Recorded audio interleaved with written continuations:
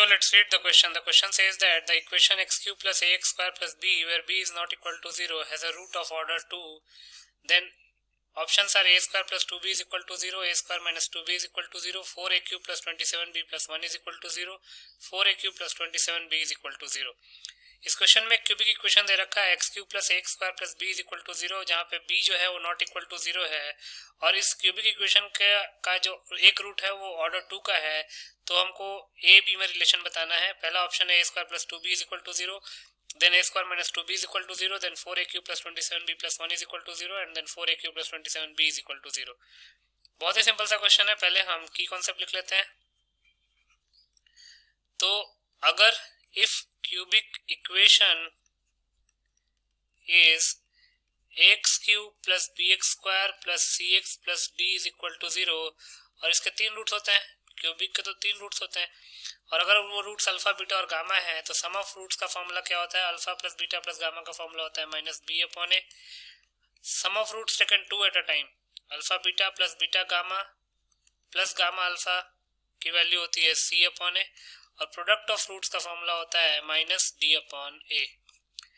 इसी की कॉन्सेप्ट को यूज करके इस क्वेश्चन को सॉल्व कर लेते हैं। तो according to the question x cube plus x square plus b is equal to 0 where b is not equal to 0 has a root of order 2। Root of order 2 का मतलब है कि एक रिपीटेड रूट होगा, और मतलब कि दो रूट सेम होंगे और तीसरा रूट डिफरेंट होगा। तो लिख सकते हैं let the roots be alpha comma beta.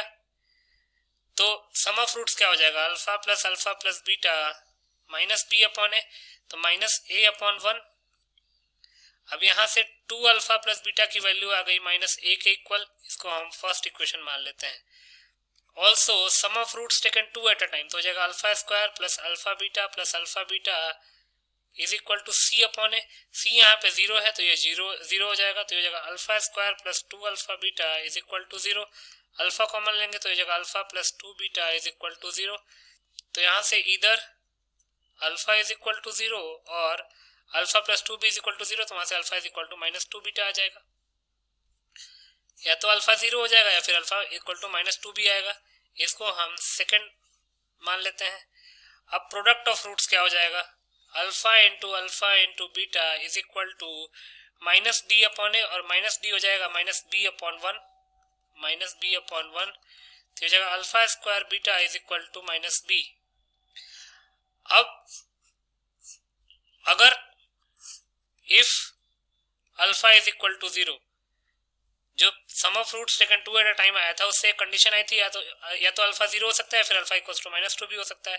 तो if alpha will be equal to 0, तो इसका मतलब कि माइनस बी जो है वो 0 के इक्वल हो जाएगा, क्योंकि अल्फा स्क्वायर बीटा 0 के इक्वल हो गया, तो माइनस बी 0 के इक्वल हो जाएगा। इसका मतलब कि बी 0 के इक्वल हो गया, विच इज नॉट पॉसिबल। क्यों? क्योंकि क्वेश्चन में साफ साफ दे रखा है कि बी नॉट इक्वल टू 0 होगा, because b is not equal to 0, therefore alpha is equal to 0 is not possible.